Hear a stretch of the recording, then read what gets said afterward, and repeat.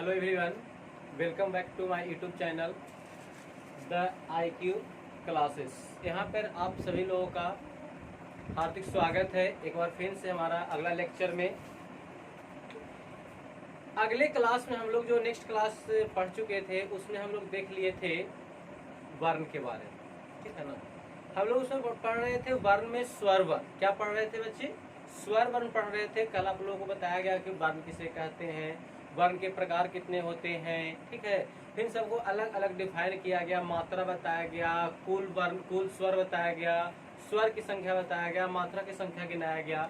आज हम लोग यहाँ पे बात करेंगे क्या, तो आज हम लोग बात करेंगे, कल हम लोग देख लिए थे स्वर वर्ण के प्रकार में। स्वर वर्ण के कल 3 प्रकार बताया गया था, जो कि उच्चारण के साथ समय के अनुसार कि वर्ण के स्वर वर्ण के 3 प्रकार होते हैं। तो उसमें बताया गया था पहला ह्रस्व स्वर, दूसरा दीर्घ स्वर और तीसरा बताया गया था आप लोगों को प्लुत स्वर। ये 3 स्वर के प्रकार जो कल बताए गए थे वह बताया गया था, आप लोगों को देख लेंगे। हाँ, क्या बताया गया था?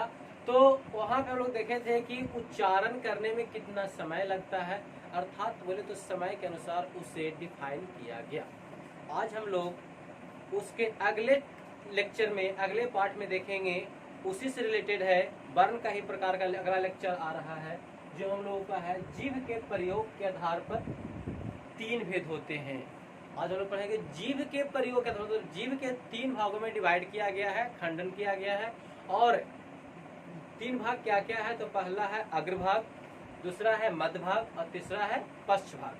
पश्च भाग बोले तो पिछला भाग, ठीक है। यहाँ पर बच्चों आप लोग आज हम लोग देखेंगे जीभ के आधार पे कि कितने प्रकार के होते हैं, उसमें किन किन वर्णों का उच्चारण किया जाता है, उनकी संख्या कितनी है, उसके बारे में आज हम लोग यहाँ पे सीखेंगे। चलें, let us continue the class. आगे है, जीभ के प्रयोग के आधार पर 3 भेद होते हैं। कितने होते हैं बच्चे? 3 भेद होते हैं। जीभ के प्रयोग के आधार पर वर्ण के 3 भेद होते हैं। पहला उसमें है अग्रस्वर। क्या है? अग्रस्वर। अग्रस्वर कहने का मतलब है, परिभाषा में लिखाया गया है कि जिन स्वर को उच्चारण में जीभ का अग्रभाग काम आता है। अग्र मतलब आगे वाला भाग, मतलब कि वैसे वर्ण जिसका उच्चारण कर रहे हैं और वहां पे जीभ का अगला भाग का प्रयोग हो रहा है, तब उसे हम लोग अग्र स्वर भी कहते हैं। क्या कहते हैं उसे? अग्र स्वर कहते हैं। इसकी देखा जाए एग्जाम्पल तो इसमें आते हैं ह्रस्व ई, दीर्घ ई, ए और ए। कितने होते हैं? ह्रस्व ई, दीर्घ ई, ए और ए। इसकी संख्या देखा जाए तो हम लोग को बताया कि यहाँ पे कितने हैं? 4 हैं। मतलब कि जीभ के प्रयोग के आधार पर 3 भागों में बांटा गया है, जिससे हम लोग अभी पहला देख चुके हैं अग्र स्वर। क्या देख चुके हैं? अग्र स्वर। उसमें हमारे 4 होते हैं, ह्रस्व ई, दीर्घ ई, ए और ए, ठीक है। इसकी संख्या 4 होती है। अब हम लोग देखेंगे मध्य स्वर, ठीक है।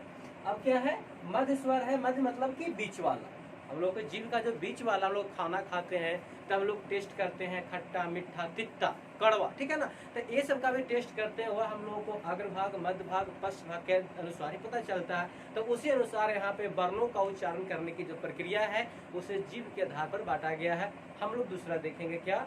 मध्य स्वर। देखते हैं बोर्ड पे मध्य स्वर क्या है। तो जिन स्वरों के उच्चारण में जीभ का मध्य भाग काम आता है। अभी हम बताएं कि मध्य मतलब बीच वाला भाग, मतलब वैसे स्वर जिनका उच्चारण हमारे जीभ के बीच वाले भाग से हो रहा है उसे हम लोग मध्य स्वर कहते हैं। क्या कहते हैं उसे मध्य स्वर कहते हैं। इसमें क्या क्या है? तो इसमें सिर्फ आ होता है। क्या होता है? आ। सिर्फ एक होता है आ, जो कि हमारा स्वर में हम लोग पढ़ लिए थे आ, ठीक है ना। वो पहला लेटर ही, पहला जो अक्षर है वही हमारा होता है। इसकी संख्या 1 होती है, क्योंकि मध्य भाग जो होता है, जीभ का मध्य भाग से उच्चारण करने वाले वर्ण हमारे पास 1 है, वह है आ। कितने हैं?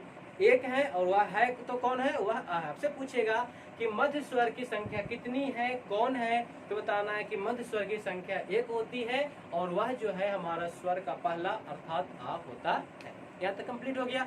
आगे हम लोग चलेंगे, यहाँ पे देखेंगे तो अगला हम लोगों का है पश्च स्वर। क्या है बाबू? पश्च स्वर। पश्च मतलब पिछला। क्या होता है? जीभ का पीछे वाला भाग। मतलब कि जिन जिन वर्णों का उच्चारण जीभ के पीछे वाले भाग से होगा उसे हम लोग यहाँ पे उसे हम लोग यहाँ पे पश्च स्वर कहेंगे। क्या कहेंगे? पश्च स्वर। देखते हैं परिभाषा। इसका लिखा है कि जिन स्वरों के उच्चारण में जीभ का पश्च मतलब पिछला भाग काम आता है। साफ लिखा गया, पिछला भाग काम आता है, उसे स्पष्ट स्वर कहते हैं। क्या कहते हैं उसे? स्पष्ट स्वर कहा जाता है। अब देखते हैं कि ये कौन कौन होते हैं। क्या होते हैं? आ, ह्रस्व उ, दीर्घ उ, ओ और औ। क्या क्या होते हैं? आ, ह्रस्व उ, दीर्घ उ, ओ और औ। अगर इसकी संख्या की बात किया जाए, आप लोगों को संख्या याद करना है। संख्या की बात किया तो यहाँ हो गया 1 2 3 4 5। कितने हो गए? 5। मतलब कि पश्च, प से 5 होता है और प से पश्च होता है, ठीक है ना। तो पश्च स्वर की हमारी संख्या 5 होती है। वो कहाँ से होती है शुरू? तो आ से होती है, ह्रस्व उ होती है, दीर्घ उ होती है, ओ होती है, क्या होता है? औ होता है। इसे हम लोग पश्च स्वर कहते हैं, ठीक है। कोई दिक्कत? आगे देखते हैं। आगे हम लोग बताया गया है समृद्ध और विवृत स्वर। यह भी जो आप लोग कुछ नया टॉपिक देख रहे हैं, नया नहीं है, यह आप लोगों को हाई लेवल का क्लास है। इसमें क्या है ना कि हम लोगों को 10, 11, 12 तक इसमें नहीं पूछता है, लेकिन जैसे आप जनरल कंपटीशन की तैयारी करेंगे तब वहां पे आप लोगों को पूछेगा कि समृद्ध और विवृत स्वर कितने हैं, कितने प्रकार होते हैं और उसकी संख्या कितनी है, ये सब के बारे में बताया जाता है। वहां से हम लोग को क्वेश्चन आता है, तो हम लोग उस चीज को भी यहाँ पे देखते चलेंगे, सीखते चलेंगे। यहाँ पे देखते हैं समृद्ध और विवृत स्वर। तो समृद्ध स्वर किसे कहते हैं? तो इसका उच्चारण में मुख द्वार सकरा हो जाता है। मुख द्वार मतलब कि द्वार, मुख का जो अगला जो भाग है वह सकरा अर्थात संकरा, छोटा हो जाता है। क्या होता है? छोटा हो जाता है। तो उसे हम लोग क्या कहते हैं? उसे हम लोग कहेंगे समृद्ध स्वर। अब इसकी देखें कि इसकी एग्जाम्पल कौन कौन है। सिर्फ याद करने से थोड़ी ना होगा, उसको समझना भी तो है देख बोल करके, और उसको याद करना, उसकी मात्रा कौन कौन मात्रा है जो जिससे हम लोग समृद्ध स्वर कहेंगे, ठीक है। आगे देखते हैं समृद्ध स्वर में क्या है। तो यह हम लोग को बताया गया है ह्रस्व ई, दीर्घ ई, ह्रस्व उ, दीर्घ उ। एक बार फिर से देखेंगे। समृद्ध स्वर में ह्रस्व ई, दीर्घ ई, ह्रस्व उ, दीर्घ उ। इसकी संख्या 4 होती है। कितनी सी संख्या होती है? इसकी संख्या 4 होती है। कोई दिक्कत? अगर दिक्कत हो तो एक बार फिर से बोर्ड पे चला है और फिर से ध्यानपूर्वक देखेंगे। समृद्ध स्वर, इसका उच्चारण में मुख द्वार सकरा हो जाता है। और यह कौन कौन है? ह्रस्व ई, दीर्घ ई, ह्रस्व उ, दीर्घ उ, और इसकी संख्या 4 होती है। आगे चलते हैं। समृद्ध स्वर के बाद हम लोग को आता है अर्ध समृद्ध स्वर। अब समृद्ध मतलब पूरा स्वर का उच्चारण हो गया, और अर्ध समृद्ध स्वर कहने का मतलब है कि उसमें आधा हम लोग का मुंह संकरा होता है। कुछ इस तरह से उसका एग्जाम्पल आते हैं। अर्ध समृद्ध स्वर है, इसका उच्चारण में मुख द्वार कम संकरा होता है। अभी हम बताया कि समृद्ध मतलब पूरा सकरा और कम सकरा अर्थात अर्ध समृद्ध। अर्ध मतलब आधा, तो जिसमें आधा सकरा होगा हम लोगों का मुंह, वैसे जो वर्ण निकलेंगे उसका नाम अर्ध समृद्ध स्वर कहा गया है। कोई दिक्कत? अब देखते हैं कि अर्ध समृद्ध स्वर है कौन कौन। यहाँ पे देखते हैं तो हमारे ये है ऐ और औ। कितने हैं? अर्ध समृद्ध स्वर की संख्या 2 होती है, ऐ और औ, ठीक है। मात्रा कौन कौन है? ऐ और औ है। संख्या कितनी है? तो 2 है। आगे देखते हैं अब विवृत स्वर। अभी हम लोग समृद्ध स्वर देख लिए हैं। समृद्ध में 2 प्रकार पढ़ लिए, समृद्ध स्वर और अर्ध समृद्ध स्वर। अभी हम लोग पढ़ लिए समृद्ध स्वर और अर्ध समृद्ध स्वर। अब देखेंगे विवृत स्वर। विवृत स्वर कौन है? तो विवृत स्वर मुख द्वार पूरा खुला होता है। मतलब कि विवृत स्वर वैसे स्वर को कहते हैं जिसका उच्चारण करने में मुख द्वार क्या होगा? पूरा खुला हुआ रहेगा, ठीक है ना, पूरा मुंह खुलेगा, उससे हम लोग विवृत स्वर कहते हैं। अब देखते हैं कि इनकी मात्रा है कौन कौन और इनकी संख्या कितनी होती है। बोर्ड पे आ जाते हैं। बोर्ड पे देखते हैं तो यह होता है हमारे पास में 2। क्या होता है? आ, ठीक है ना। पहला क्या है? आ है, और दूसरा आधा चंद्र बिंदु वाला है। तो हम लोग देखते हैं विवृत स्वर बताया गया कि मुख द्वार मतलब मुख का द्वार जो होता है पूरा खुला होता है, मतलब पूरा आ। क्या बोले हम लोग? आ बोलेंगे, ठीक है ना। तो इस तरह से हम लोग इसे बोलेंगे क्या? विवृत स्वर। इसकी संख्या कितनी होती है? तो इसकी संख्या बोर्ड पे देखते हैं 2 होती है। याद रखेंगे विवृत स्वर की संख्या 2 होती है। आगे चलते हैं हम लोग अर्ध विवृत स्वर। विवृत स्वर मतलब कि पूरा खुलेगा मुंह, और अर्ध विवृत स्वर में क्या होगा कि मुंह हम लोग का आधा खुलेगा, ठीक है। कितना खुलेगा?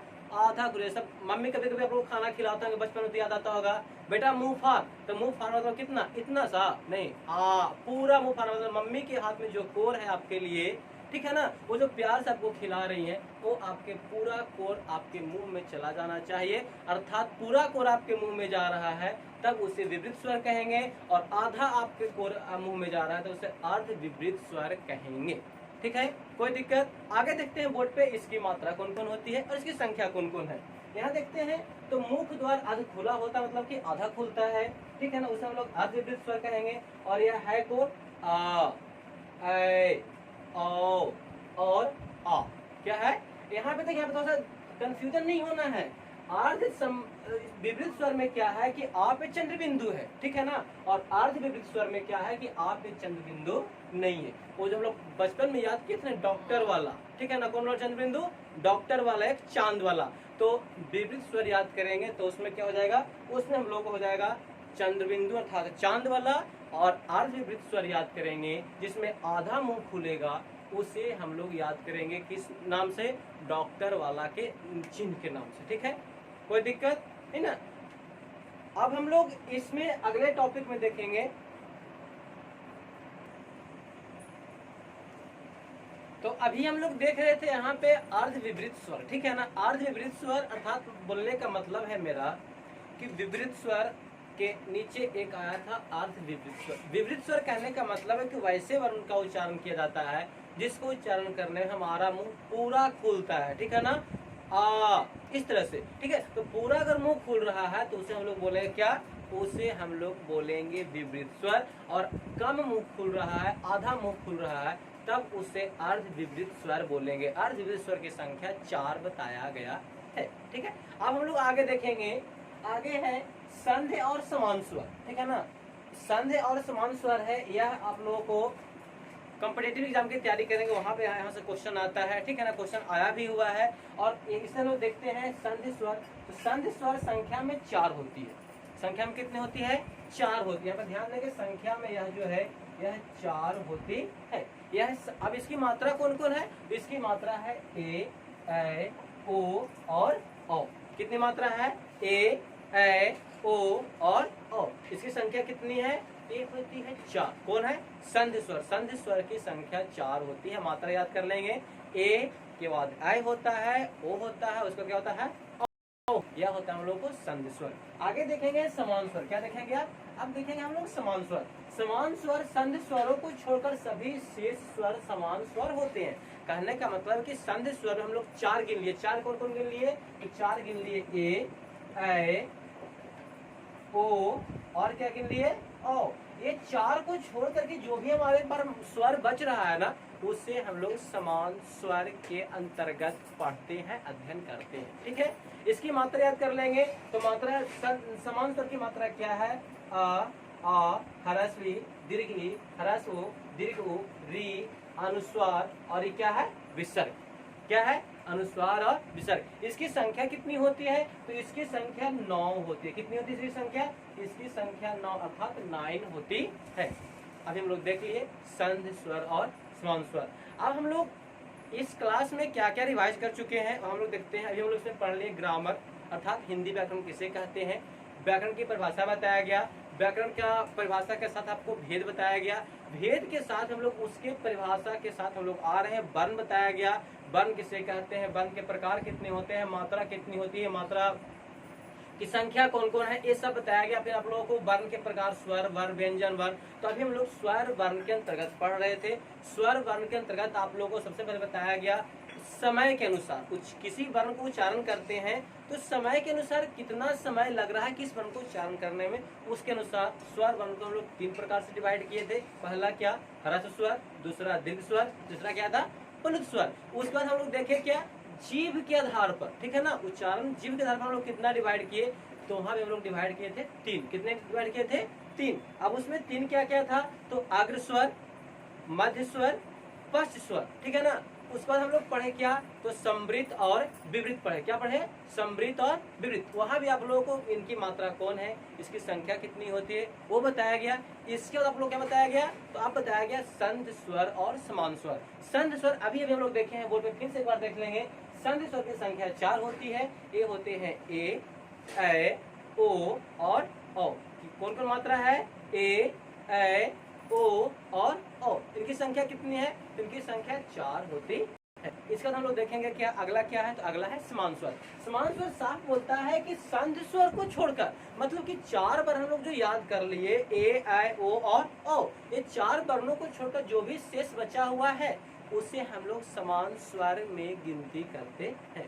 आप लोग कभी भूलेंगे नहीं, संध स्वर की संख्या 4 होती है, समास स्वर की संख्या 9 होती है। अगर टोटल जोड़ दिया जाए तो टोटल होती है 13। कितना होगा? 30। आप लोगों को पहले बताया गया था कि कुल स्वर पूछेगा तो कुल स्वर की संख्या 13 होती है। अगर आपसे स्वर पूछेगा तो स्वर की संख्या 11 होती है। वहीं अगर आपसे मात्रा पूछ रहा है तो मात्रा की संख्या 10 होती है। तो यहाँ पे हम